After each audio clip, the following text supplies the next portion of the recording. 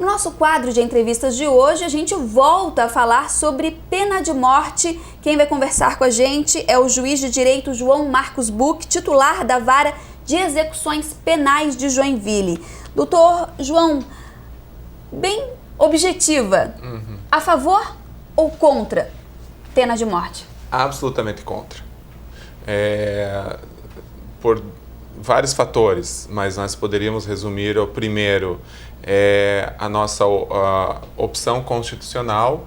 O Brasil optou por inserir dentre as suas cláusulas pétreas a vedação à pena de morte, com uma exceção em tempos de guerra e tudo mais, mas a pena de morte não é possível no Brasil. E mesmo que houvesse uma grande comoção nacional pela viabilização da pena de morte no Brasil, ela não seria possível nem por emenda constitucional, porque a vedação à pena de morte é uma cláusula pétrea para toda a eternidade. Então, falar em pena de morte no Brasil teria que falar em uma ruptura decorrente de uma revolução, de um golpe e uma nova Constituição. E isso tenho para mim que, felizmente, nunca mais vai acontecer na nossa história. Então, primeiro tem essa situação. E a segunda é por fatores práticos e teóricos.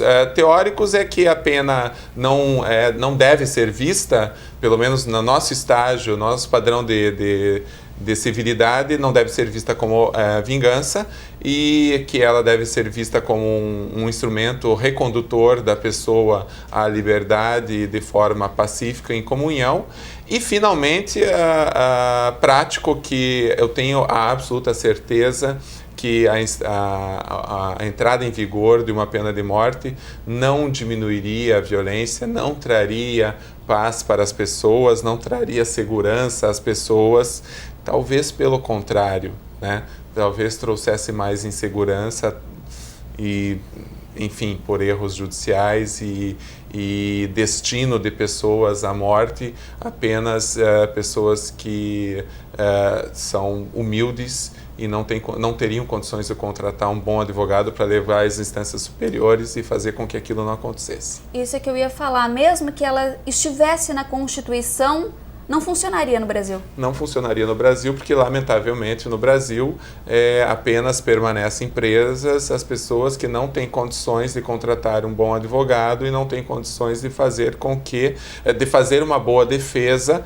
e usar todos os instrumentos da lei para, enfim, ter uma pena alternativa ou até mesmo conquistar uma absolvição. Tanto é que nós vemos pessoas da classe média ou pessoas ricas cometendo crimes de desvio de milhões de reais. É o sonegador fiscal, é a empresa que sonega milhões, que prejudica, é o sistema de saúde com desvio, autoridades, dignitários que cometem crimes de corrupção e que não vão presas. E eu não defendo que a prisão seja o melhor caminho para aquele caso. Na realidade, o melhor caminho seria a reparação do prejuízo que causou a todo o erário público, que se sequestrem todos os bens, patrimônios, móveis e imóveis, e a pessoa trabalhe pelo resto da sua vida para reparar o dano que praticou para toda a sociedade brasileira. Não necessariamente é a prisão, mas o que nós vemos é que essas pessoas nem a isso respondem. Então, no Brasil, o direito penal ele é um instrumento de repressão apenas da camada mais pobre. Insisto, não se justifica a pobreza, não justifica que a pessoa está autorizada a praticar crimes, mas o índice de violência de pessoas que cometem crimes violentos, ele é um índice maior dentro desses meios em que existe uma desestrutura social e uma falta de referência, né? Então, e lamentavelmente, o Estado falta nesse ambiente e comparece com a sua mão de Leviatã para levar essa pessoa à cadeia, que aí já é outra história, um presídio, uma penitenciária que são absolutamente violadoras de toda a dignidade humana. E quando eu digo violadores de dignidade humana, não significa que tem que ser um hotel 5 estrelas, que tem que ser um ambiente onde ele possa dormir, onde ele possa tomar banho, onde ele tenha um sabonete, tenha um shampoo e quando ele tiver uma dor de dente, que um dentista vá lá e atenda. Isso não acontece. Ambientes superlotados, pessoas que dormem no chão, que dormem em espumas, no frio, sem vestuário, que quando tem uma dor de dente tem que arrancar o próprio dente com os próprios meios porque não vai aparecer um dentista para tratar. Como que você vai querer que essa pessoa retorne, então, à sociedade livre em paz? Não vai acontecer. Tem muita gente em casa que já deve estar se perguntando. A gente conversou na semana passada sobre condenações acima dos 100 anos. Sim. Prisão perpétua também, só relembrando para quem está em casa, Sim. não seria o caso. A prisão perpétua também encontra essa vedação constitucional e também você acolher a prisão perpétua como necessária significa recusar a opção do Estado e da sociedade no atual padrão de civilidade de que as pessoas são irrecuperáveis. Aí pode perguntar, mas os Estados Unidos têm prisão perpétua e tudo. Os Estados Unidos também têm Guantánamo. Os Estados Unidos também condenam à morte, na sua grande maioria, pessoas negras num processo de reprodução de violência da escravatura. Né? Então, os Estados Unidos ele tem bons exemplos de país democrático, de origem democrática e de um país justo, em que a pessoa consegue ter mais oportunidades para crescer na vida, mas ele também tem péssimos exemplos de violação de direitos humanos que são aceitas. E tanto é que os Estados Unidos não é considerado o país mais seguro do mundo. Doutor João, ressocializar seria então a palavra-chave para conseguirmos diminuir a criminalidade no Brasil hoje? Certamente, mas eu iria mais, eu diria que socializar é a palavra-chave. E quando eu falo socializar, eu digo que eu quero viver em paz, eu quero caminhar por uma calçada no centro de uma cidade à noite sem ter medo. Todos nós queremos isso. Eu quero ser feliz e para ser feliz eu não quero ter medo de sofrer uma violência, sofrer um assalto, de alguém entrar na minha casa, de violar minha família. Eu não quero isso para mim, eu não desejo isso para ninguém. E eu acredito que nós vamos conseguir evitar e diminuir cada vez mais essa violência se nós olharmos no início.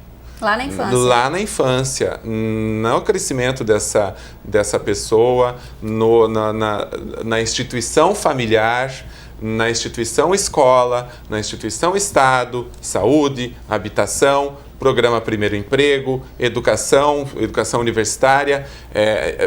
O Estado precisa comparecer com tudo isso. Nós temos que ter essa concepção. Só que nós temos a realidade nua e crua aí. E as pessoas não têm tudo isso. Hoje em dia, na vida adulta, acabam se tornando violentas. A faixa etária da violência é de 18 a 28, aquela idade que o jovem, o homem, é mais rebelde e quer ser feliz. E aí essa pessoa vai para uma cadeia. Aí eu acredito que pode haver uma política de redução de danos, de amparo à vítima sempre, mas de fazer com que essa pessoa compreenda o que a levou até ali e como ela pode sair desse ciclo de violência. Nesse caso, já seria ressocializar. Exatamente. Seria mostrar o caminho de comunhão social. Qual o primeiro passo? Tá?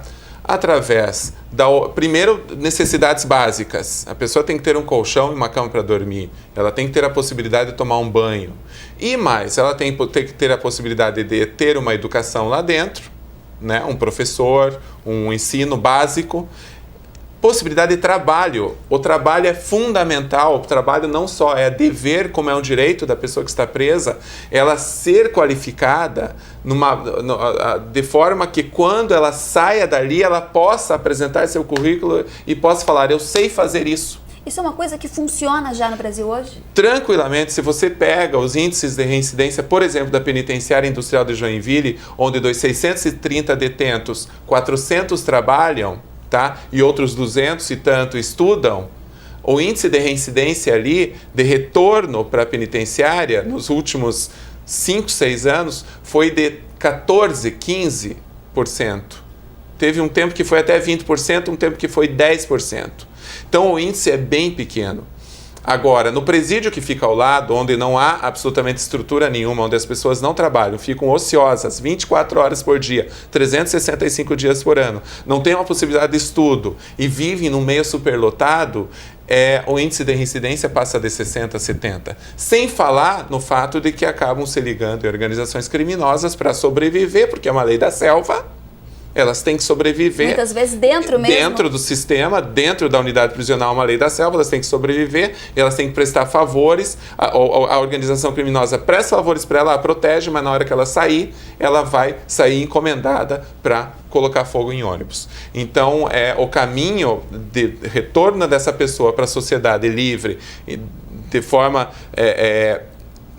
respeitosa e que não venha mais cometer crimes, passa pelo trabalho dentro de um presídio, passa pela educação dentro do presídio e por condições mínimas de vida dentro daquele presídio. Eu tenho certeza que essa é uma política de redução de danos que o Estado brasileiro tem que adotar, francamente. Tem que olhar a base, tem que fazer com que a sociedade se estruture melhor para que a pessoa não cometa crimes, mas quando ela cometer, dentro de uma unidade prisional, ela tem essa possibilidade de retornar à vida livre em comunhão.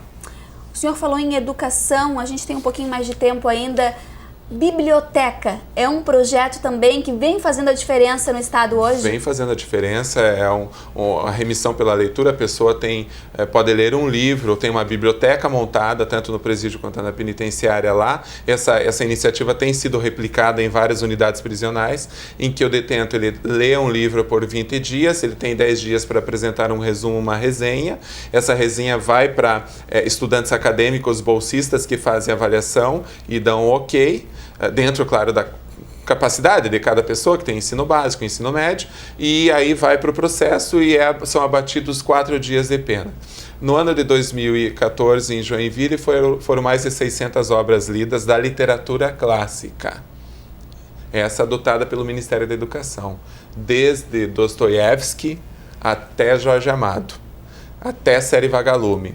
E as histórias que são colocadas ali na resenha, por que você gostou do livro, o que você achou bom, são histórias emocionantes. E a partir do momento que a pessoa escreve sobre sua vida, se identificando ou não com o livro, ela acaba sendo autora de sua própria vida, acaba assumindo compromissos com a sua própria vida, e é um fator de resgate impressionante.